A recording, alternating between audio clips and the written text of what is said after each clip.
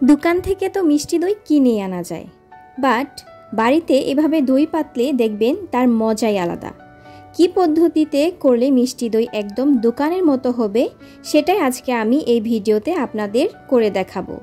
আমার রেসিপিটি ফলো করে যদি বাসায় দই বানান তাহলে একদম দোকানের মতো পারফেক্ট হবে এবং তুড়ি মেরেই কিন্তু আপনারা এরকম দইটি বানিয়ে ফেলতে পারবেন। বাই দ্য ওয়ে, আমি সুরমি ইসলাম, আপনারা দেখছেন সুরমি ইসলাম চ্যানেলের রান্নার রেসিপির একটি ভিডিও।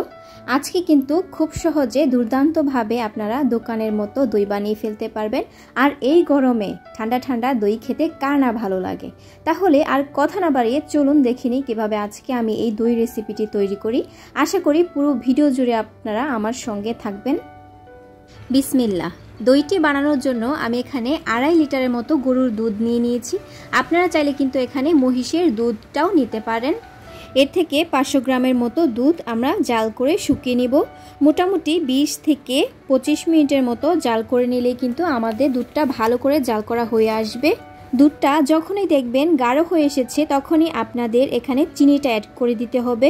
আর এখানে চিনির পরিমাণটা কিন্তু খুবই ইম্পর্টেন্ট। চিনির পরিমাণটা আপনাদের অবশ্যই জানতে হবে। 1 লিটার দুধের জন্য আপনাদের চিনি লাগবে 250 গ্রাম, কিন্তু তার মধ্য থেকে আপনারা 50 বা 75 গ্রামের মতো চিনি ক্যারামেল করার জন্য রেখে দেবেন। যেহেতু আমি এখানে 2.5 লিটারের মতো দুধ নিয়ে নিয়েছি, তাই আমি 500 গ্রামের মতো চিনি দিয়ে দিচ্ছি দুধের মধ্যে, আর বাকিটুকু রেখে দেব ক্যারামেল করার জন্য। আর আমাদের কিন্তু এখানে দুধটা আর বেশিক্ষণ জাল করতে হবে না। আমাদের কিন্তু মোটামুটিভাবে দুধটা অনেকটাই ঘন হয়ে এসেছে। আরও বেশি ঘন করলে কিন্তু দইটা পারফেক্টভাবে জমবে না। এর জন্য আমি দুধটা কিন্তু নামিয়ে নেব চুলা থেকে। এদিকে আমি চুলায় একটি প্যান বসিয়ে দিয়ে দিয়েছি। এতে আমি বাকি চিনিগুলো দিয়ে দিচ্ছি, সাথে অল্প একটু পানি দিয়ে আমি ক্যারামেলটা করে নিচ্ছি। এবং চুলার আঁচটা কিন্তু মিডিয়াম লো হিটে রাখবেন। ক্যারামেলটা যেন পুড়ে না যায় সেদিকে কিন্তু লক্ষ্য রাখতে হবে, আর অনবরত নেড়ে যাবেন। দেখতে পাচ্ছেন আমাদের ক্যারামেলটা কিন্তু পারফেক্টভাবে রেডি হয়ে গেছে। এবার আমি আগে থেকে দুধটা যে জাল করে রেখেছিলাম সেখান থেকে অল্প একটু দুধ দিয়ে দিব এবং ক্যারামেলের সাথে এই দুধটাকে ভালো করে মিশিয়ে নিব।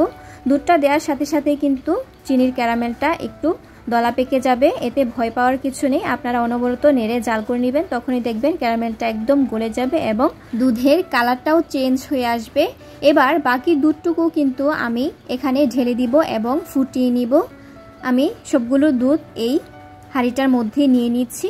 এবার এটিকে জাল করে আমি এটিকে বলক উঠিয়ে নেব।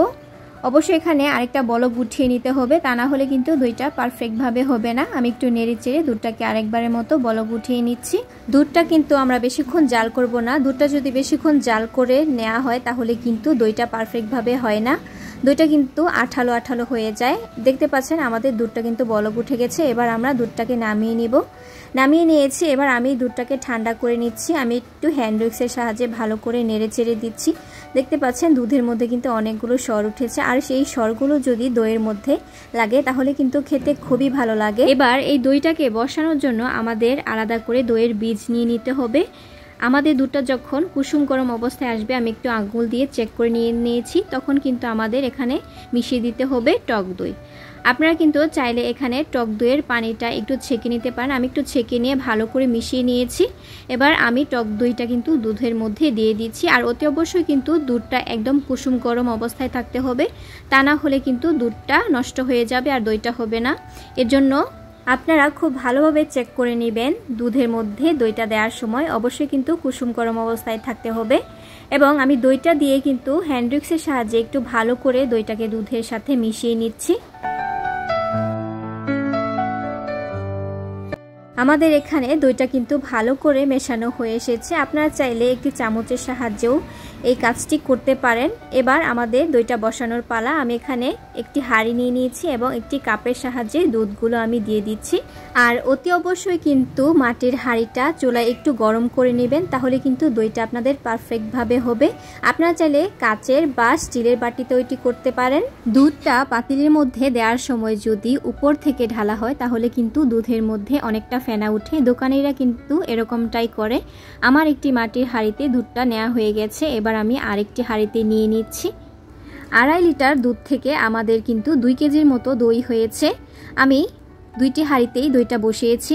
আমি সারা রাত ভরে কিন্তু দইটাকে একটি ঢাকনা লাগিয়ে উপরে টাওয়ালে দিয়ে ঢেকে রেখেছিলাম 7-8 ঘন্টার মতো। দেখতে পাচ্ছেন আমি কিন্তু 7-8 ঘন্টা পর দইটাকে নামিয়ে নিয়েছি। রাতে আমি দইটাকে বসিয়েছিলাম, এখন সকাল হয়ে গেছে। এখন চেক করে নিব দইটা কি পারফেক্টভাবে বসেছে কিনা। আমি একটি টুথপিকের সাহায্যে চেক করে নিয়েছি। দেখতে পাচ্ছেন টুথপিকটা কিন্তু একদম সোজাই আছে, মানে আমাদের দইটা একদম রেডি।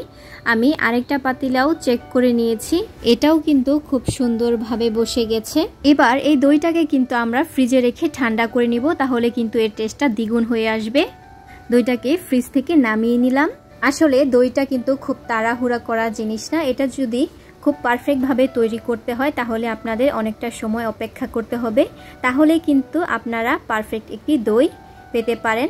আমি একটি চামচের সাহায্যে কেটে নিচ্ছি। দেখতে পাচ্ছেন আমাদের দইটা কিন্তু খুবই অসাধারণ হয়েছে, খেতে কিন্তু দোকান থেকে আরও দারুণ মজাদার হয়েছিল।